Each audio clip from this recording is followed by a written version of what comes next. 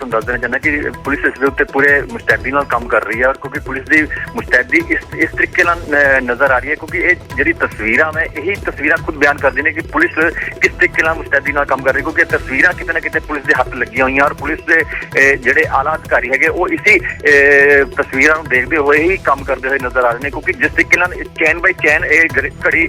ਜੁੜਦੀ ਗਈ ਹੈ ਉਸੇ ਚੀਜ਼ ਨੂੰ ਦੇਖਦੇ ਹੋਏ ਹੀ ਇਹ ਤਸਵੀਰਾਂ ਨਿਕਲ ਕੇ ਸਾਹਮਣੇ ਆਈ ਨੇ, ਕਿਉਂਕਿ ਜਿਸ ਤਰੀਕੇ ਨਾਲ ਜਲੰਧਰੋਂ ਆਪਰੇਸ਼ਨ ਚੱਲਦਾ ਵਾ, ਜਲੰਧਰ ਤੋਂ ਬਾਅਦ ਉਹ ਫਲੋਰ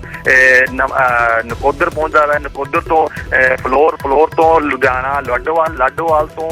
ਲੁਧਿਆਣਾ ਦੇ ਸ਼ਹਿਰ ਦੇ ਵਿੱਚ, ਸ਼ਹਿਰ ਤੋਂ ਬਾਅਦ ਫਿਰ ਅੱਗੇ ਸ਼ੇਰਪੁਰ ਚੌਂਕ ਤੋਂ, ਕਿਉਂਕਿ ਸ਼ੇਰਪੁਰ ਚੌਂਕ ਅਸੀਂ ਇਸ ਕਰਕੇ ਆਸਾਨੀ ਨਾਲ ਕਹਿ ਰਹੇ ਕਿ ਇੱਥੋਂ ਹਰੇਕ ਕੋਈ ਸ਼ਖਸ ਨਿਕਲਣਾ ਇਸ ਕਰਕੇ ਆਸਾਨ ਹੁੰਦਾ ਵਾ, ਕਿਉਂਕਿ ਇਹ ਏਰੀਆ ਜਿਹੜਾ ਹੈਗਾ ਵਾ ਇਹ ਲੇਬਰ ਟਪਕਾ ਏਰੀਆ ਹੈਗਾ ਵਾ, ਇੱਥੇ ਸਭ ਤੋਂ ਜ਼ਿਆਦਾ ਵੱਡੀਆਂ ਫੈਕਟਰੀਆਂ ਹੈਗੀਆਂ ਵਾ, ਇੱਥੇ ਦੇ ਯੂਪੀ ਬਿਹਾਰ ਦੇ ਲੋਕ ਅਮੂਮਨ ਇੱਥੋਂ ਬੱਸਾਂ ਦੇ ਰਾਹੀਂ ਸਫ਼ਰ ਕਰਦੇ ਨੇ, ਤਾਂ ਇਸ ਕਰਕੇ ਵੀ ਇੱਥੇ ਜਿਹੜੀ ਪ੍ਰਾਈਵੇਟ ਬੱਸਾਂ ਹੈਗੀਆਂ, ਬੇਸ਼ੱਕ ਬੱਸ ਸਟਾਪ ਨਹੀਂ ਹੈਗਾ ਇਸ ਚੌਂਕ ਦੇ ਵਿੱਚ, ਪਰ ਉਸ ਦੇ ਬਾਵਜੂਦ ਵੀ ਇਸ ਜਗ੍ਹਾ ਦੇ ਉੱਤੇ ਅਮੂਮਨ ਹਰੇਕ ਬੱਸਾਂ ਰੁਕਦੀਆਂ ਨੇ, ਭਾਵੇਂ ਫਿਰ ਉਹ ਜਲੰਧਰ ਤੋਂ ਆਉਣ ਵਾਲੀ ਹੋਵੇ, ਫਿਰ ਭਾਵੇਂ ਉਹ ਚੰਡੀਗੜ੍ਹ ਤੋਂ ਆਉਣ ਵਾਲੀ ਹੋਵੇ, ਫਿਰ ਭਾਵੇਂ ਲੁਧਿਆਣਾ ਬੱਸ ਸਟੈਂਡ ਤੋਂ ਚੱਲੀ ਹੋਵੇ ਜਾਂ ਫਿਰੋਜ਼ਪੁਰ ਤੋਂ ਆਉਣ ਵਾਲੀ ਹੋਵੇ, ਲੰਬੇ ਰੂਟ ਦੀ ਜਿੰਨੀਆਂ ਵੀ ਬੱਸਾਂ ਹੁੰਦੀਆਂ ਉਹ ਸ਼ੇਰਪੁਰ ਚੌਂਕ ਦੇ ਵਿੱਚ ਅਮੂਮਨ ਰੁਕਦੀਆਂ ਨੇ, ਕਿਉਂਕਿ ਉੱਥੇ ਸਵਾਰੀਆਂ ਉਹਨਾਂ ਨੂੰ ਮਿਲਣੀਆਂ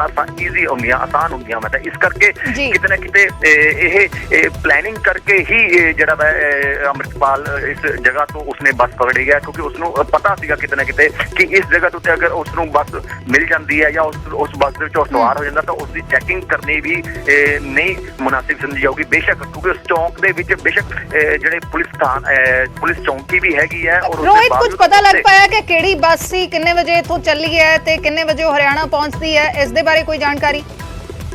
जी नहीं, बिल्कुल अच्छी हजे इस चीज़ का नहीं पता लग पाया, पर पुलिस इसी चीज़ की पड़ताल जुटी हुई है कि किस बस के सफर किया था, क्योंकि जी बस तस्वीरों से निकल के सामने आ रही है वो एक प्राइवेट बस दिखाई दे रही है, क्योंकि अमूमन जी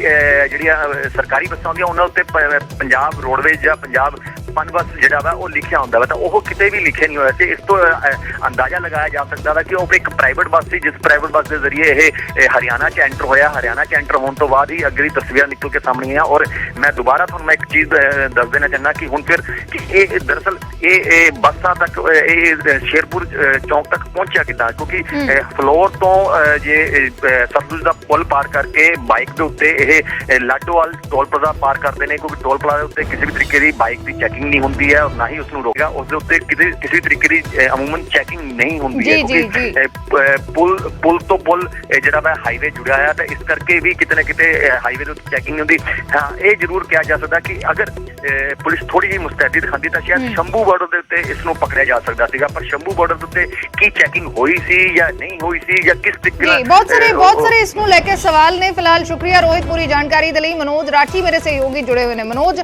रोहित जिस तरीके दे नाल जानकारी दे रहे सी कि किवें फरार होया है अमृतपाल जलंधर चों निकल के लुधियाना एंटर करदा है, लुधियाना च कई सारे ऑटो बदलदा है, शेरपुर चौक दे विच पहुंचदा है, 3 साथी दिखाई दे रहे ने, अमृतपाल दे नाल 2 होर लोग नजर आ रहे ने ते इत्थों किसी प्राइवेट बस के जरिए हरियाणा पहुंच जाते हैं। जे इन्ना वड्डा ऑपरेशन पुलिस ने प्लान किया सी, इन्नियां टीमां लगियां होईयां सी, सवेरे तकरीबन 11 बजे तो इस ऑपरेशन ਦੀਆਂ ਖਬਰਾਂ ਆ ਗਈਆਂ ਸੀ, ਤਲਾਸ਼ ਉਸਦੀ ਹੋ ਰਹੀ ਸੀ, ਤਾਂ ਕੀ ਫਿਰ ਸਿਰਫ ਜਲੰਧਰ ਦੇ ਵਿੱਚ ਪੁਲਿਸ ਲੱਗੀ ਹੋਈ ਸੀ? ਕੀ ਇਹ ਸੰਭਾਵਨਾ ਨਹੀਂ ਜਤਾਈ ਗਈ ਕਿ ਅੰਮ੍ਰਿਤਪਾਲ ਕਿਸੇ ਪਾਸੇ ਫਰਾਰ ਹੋ ਸਕਦਾ ਹੈ? ਦੂਸਰੇ ਜ਼ਿਲ੍ਹਿਆਂ ਦੇ ਵਿੱਚ ਪੁਲਿਸ ਮੁਸ਼ਤੈਦ ਨਹੀਂ ਸੀ, ਆਖਰ ਉਹ ਦੂਸਰੇ ਸੂਬੇ ਦੇ ਵਿੱਚ ਕਿਵੇਂ ਪਹੁੰਚ ਗਿਆ? ਇਹ ਸਵਾਲ ਜ਼ਰੂਰ ਬਣਦੇ ਨੇ।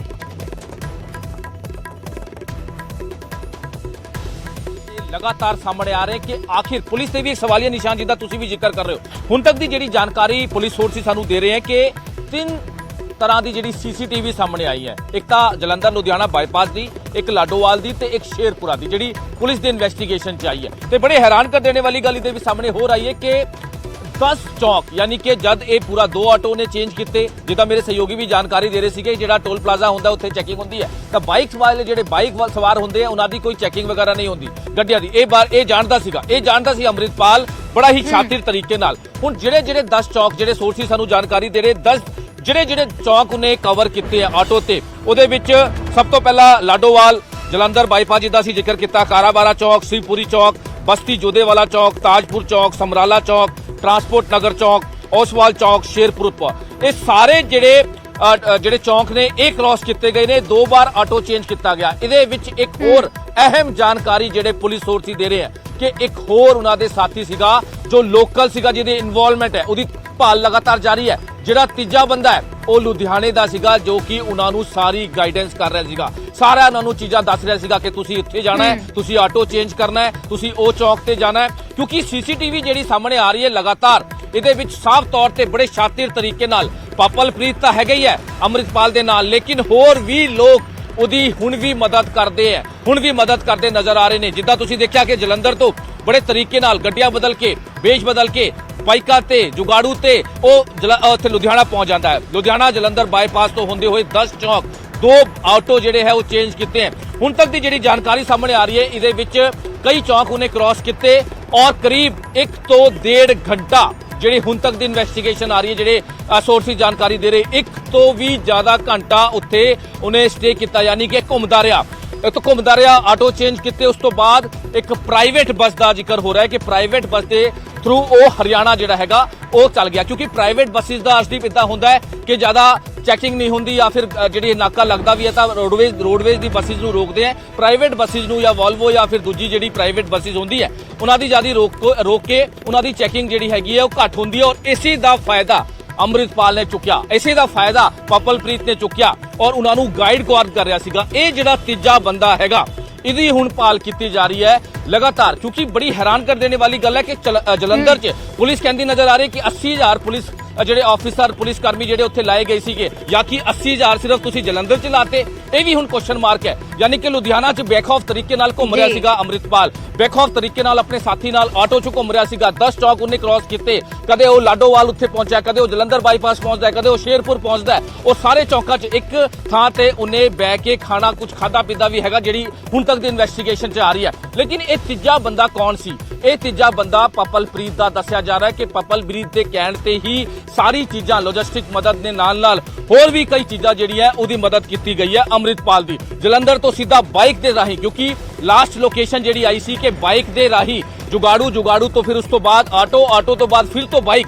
ਔਰ ਬਾਈਕ ਦੇ ਰਾਹੀਂ ਉਹਨੇ ਟੋਲ ਪਲਾਜ਼ਾ ਕ੍ਰਾਸ ਕੀਤਾ। ਟੋਲ ਪਲਾਜ਼ਾ ਜਲੰਧਰ ਲੁਧਿਆਣਾ ਦਾ ਜਿਹੜਾ ਟੋਲ ਪਲਾਜ਼ਾ, ਉਹਦੇ ਕ੍ਰਾਸ ਕਰਨ ਤੋਂ ਬਾਅਦ ਜਦ ਉਹ ਲੁਧਿਆਣਾ ਐਂਟਰ ਹੁੰਦਾ ਤਾਂ ਉਹਨਾਂ ਨੂੰ ਇੱਕ ਸਾਥੀ ਉੱਥੇ ਇੰਤਜ਼ਾਰ ਕਰਦਾ ਹੁੰਦਾ। ਹੁਣ ਤੁਸੀਂ ਦੇਖੋ ਇਹ ਪੁਆਇੰਟ ਟੂ ਪੁਆਇੰਟ ਕਿਸ ਤਰ੍ਹਾਂ ਸ਼ਾਤਿਰ ਤਰੀਕੇ ਨਾਲ ਅੱਗੇ ਗੇਮ ਚੱਲ ਰਹੀ ਹੈ। ਫੋਨ ਤੇ ਗੱਲ ਹੁੰਦੀ ਹੈ, ਨੰਗਰ ਅੰਬਲੀਆ ਗੁਰਦੁਆਰਾ ਸਾਹਿਬ ਉੱਥੇ ਫੋਨ ਤੇ ਗੱਲ ਕਰਦਾ ਹੈ, ਕਿਹਦੇ ਨਾਲ ਗੱਲ ਕਰਦਾ ਹੈ ਕਿ ਤੁਸੀਂ ਅੱਗੇ ਮੇਰੀ ਹੈਲਪ ਕਰੋ, ਅੱਗੇ ਮੈਨੂੰ ਪੂਰਾ ਜਿਹੜਾ ਹੈਗਾ ਉਹ ਰਸਤਾ ਜਿਹੜਾ ਹੈਗਾ ਉਹ ਦੱਸਦੇ ਨਜ਼ਰ ਆ ਰਹੇ। ਯਾਨੀ ਕਿ ਸਾਰਾ ਚੀਜ਼ਾਂ ਪਹਿਲਾਂ ਹੀ ਪਲਾਨ ਤਰੀਕੇ ਨਾਲ ਅੰਮ੍ਰਿਤਪਾਲ ਜਿਹੜਾ ਹੈਗਾ ਉਹ ਕਰ ਰਿਹਾ ਸੀਗਾ, ਉਹਦੇ ਨਾਲ ਪਪਲਪ੍ਰੀਤ ਕਰ ਰਿਹਾ ਸੀਗਾ ਕਿ ਅੱਗੇ ਅਸੀਂ ਕਿੱਥੇ ਜਾਣਾ ਹੈ, ਫਿਰ ਅੱਗੇ ਸਾਨੂੰ ਹੋਰ ਕੋਈ ਬੰਦਾ ਮਿਲੂਗਾ, ਉਹ ਸਾਡੀ ਮਦਦ ਕਰੂਗਾ, ਫਿਰ ਅੱਗੇ ਆਟੋ 'ਚ ਜਾਣਾ ਹੈ, ਉਸ ਤੋਂ ਬਾਅਦ ਬੱਸ 'ਚ ਜਾਣਾ ਹੈ, ਉਸ ਤੋਂ ਬਾਅਦ ਹਰਿਆਣਾ ਪਹੁੰਚਣਾ ਹੈ, ਹਰਿਆਣਾ ਤੋਂ ਬਾਅਦ ਫਿਰ ਅੱਗੇ। ਬਲਜੀਤ ਕੌਰ ਨੇ ਜਿਹੜੇ ਖੁਲਾਸੇ ਕੀਤੇ ਹੈ ਕਿ ਉਸ ਤੋਂ ਬਾਅਦ ਅੱਗੇ ਵੀ ਉਹਦੇ ਮੋਬਾਈਲ ਤੋਂ ਕਈ ਥਾਂ ਤੇ ਕਾਲ ਕੀਤੀ ਹੈ। ਕਿੱਥੇ ਕੀਤੀ ਹੈ? ਪਹਿਲਾਂ ਵੀ ਜ਼ਿਕਰ ਕੀਤਾ ਸੀਗਾ ਕਿ ਉੱਤਰਾਖੰਡ ਵੀ ਕੋਈ ਕਲਿਊ ਮਿਲਾ ਹੈਗਾ ਪੁਲਿਸ ਨੂੰ, ਯਾਨੀ ਕਿ ਉੱਤਰਾਖੰਡ ਕਿਸੇ ਕੋਲ ਕਾਲ ਗਈ ਹੈ। ਉਸ ਤੋਂ ਬਾਅਦ ਮਹਾਰਾਸ਼ਟਰ ਨਾਂਦੇੜ 'ਚ ਵੀ ਕਲਿਊ ਮਿਲਾ ਸੀਗਾ ਪੁਲਿਸ ਕੋਲ, ਉੱਥੇ ਵੀ ਕਹਿ ਸਕਦੇ ਕਿ ਕਾਲ ਹੋਈ ਹੋਣੀ ਹੈ, ਇਸ ਕਰਕੇ ਉੱਥੇ ਵੀ ਅਲਰਟ ਜਿਹੜਾ ਹੈ, ਕੋਆਰਡੀਨੇਸ਼ਨ ਜਿਹੜੇ ਪੁਲਿਸ ਅਫਸਰਾਂ ਦੇ ਨਾਲ ਉਹ ਕੀਤੀ ਗਈ ਹੈ। ਤਾਂ ਕਹਿ ਸਕਦੇ ਕਿ ਇੱਕ ਬੜੇ ਹੀ ਸ਼ਾਤਿਰ ਤਰੀਕੇ ਨਾਲ ਇਹ ਕੰਮ ਚੱਲ ਰਿਹਾ ਹੈ, ਬੜੇ ਸ਼ਾਤਿਰ ਤਰੀਕੇ ਨਾਲ। ਪੰਜਾਬ 'ਚ ਘੁੰਮਦਾ ਰਿਹਾ ਅੰਮ੍ਰਿਤਪਾਲ,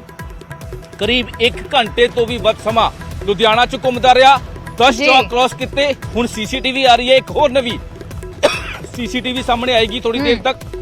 ਉਹਦੇ ਵਿੱਚ ਵੀ ਰਾਤ ਦਾ ਸਮਾਂ ਕਿਸ ਤਰ੍ਹਾਂ ਯੂਜ਼ ਕੀਤਾ ਗਿਆ, ਹੋਰ ਕਿਸ ਤਰ੍ਹਾਂ ਉਹਦੀ ਮਦਦ ਜਿਹੜੀ ਹੈ ਉਹ ਕੀਤੀ ਜਾ ਰਹੀ ਸੀ। ਇਹ ਬਹੁਤ ਸਾਰੇ ਸਵਾਲ, ਬਹੁਤ ਸਾਰੇ ਕੁਐਸਚਨ ਮਾਰਕ ਪੁਲਿਸ ਤੇ ਵੀ ਖੜੇ ਹੁੰਦੇ ਨੇ ਕਿ ਆਖਿਰ ਪੁਲਿਸ ਦੀ ਮੁਸਤੈਦੀ ਉਹ ਕਿਸ ਤਰ੍ਹਾਂ ਦੀ ਸੀ। ਜੀ ਅਜਦੀਪ ਜੀ ਬਿਲਕੁਲ, ਇਹ ਬਹੁਤ ਸਾਰੇ ਸਵਾਲ ਨੇ ਕਿ ਜਲੰਧਰ ਦੇ ਵਿੱਚ ਪੁਲਿਸ ਤਲਾਸ਼ ਕਰ ਰਹੀ ਹੈ, ਸ਼ਾਮ ਤੱਕ ਅੰਮ੍ਰਿਤਪਾਲ ਨਹੀਂ ਮਿਲਦਾ ਤੇ ਉਸ ਤੋਂ ਬਾਅਦ ਦੀਆਂ ਤਸਵੀਰਾਂ ਵੀ ਹੁਣ ਸਾਹਮਣੇ ਆਈਆਂ ਨੇ ਜੋ ਲੁਧਿਆਣਾ ਅੰਮ੍ਰਿਤਪਾਲ ਦੇਰ ਰਾਤ ਪਹੁੰਚ ਗਿਆ ਤੇ ਉੱਥੋਂ ਹਰਿਆਣਾ ਨਿਕਲ ਗਿਆ। ਆਖਰ ਫਿਰ ਪੁਲਿਸ ਦੇ ਕਿਸ ਤਰੀਕੇ ਦੇ ਨਾਲ ਇਹ ਆਪਰੇਸ਼ਨ ਪਲਾਨ ਕੀਤਾ, ਕੀ ਇਹ ਸੰਭਾਵਨਾ ਨਹੀਂ ਜਤਾਈ ਗਈ ਕਿ ਉਹਨਾਂ ਚੋਂ ਕੋਈ ਫਰਾਰ ਵੀ ਹੋ ਸਕਦੇ ਨੇ ਜਾਂ ਕਿਸ ਤਰੀਕੇ ਦੇ ਨਾਲ ਫਰਾਰ ਹੋ ਸਕਦੇ ਨੇ, ਤਾਂ ਸਵਾਲ ਬਹੁਤ ਸਾਰੇ ਨੇ। ਫਿਲਹਾਲ ਜੁੜੇ ਰਹਿਣਾ ਮਨੋਜ। ਤਾਂ ਇਹ ਸੀਸੀਟੀਵੀ ਤਸਵੀਰਾਂ, ਨਵੀਂ ਸੀਸੀਟੀਵੀ ਤਸਵੀਰ ਦਿਖਾ ਰਹੇ ਹਾਂ ਜੋ ਸ਼ੇਰਪੁਰ ਚੌਕ ਲੁਧਿਆਣਾ ਦੀ ਹੈ। ਬੱਸ ਫੜ ਕੇ ਹਰਿਆਣਾ ਪਹੁੰਚਿਆ ਹੈ ਅੰਮ੍ਰਿਤਪਾਲ ਤੇ ਉਸ ਦੇ ਨਾਲ ਪਪਲਪ੍ਰੀਤ ਹੈ, ਇੱਕ ਹੋਰ ਸਾਥੀ ਹੈ ਜਿਸ ਦੇ ਵੱਲੋਂ ਮਦਦ ਕੀਤੀ ਗਈ ਹੈ। ਉਸ ਸਾਥੀ ਦੀ ਪੁਲਿਸ ਤਲਾਸ਼ ਕਰ ਰਹੀ ਹੈ।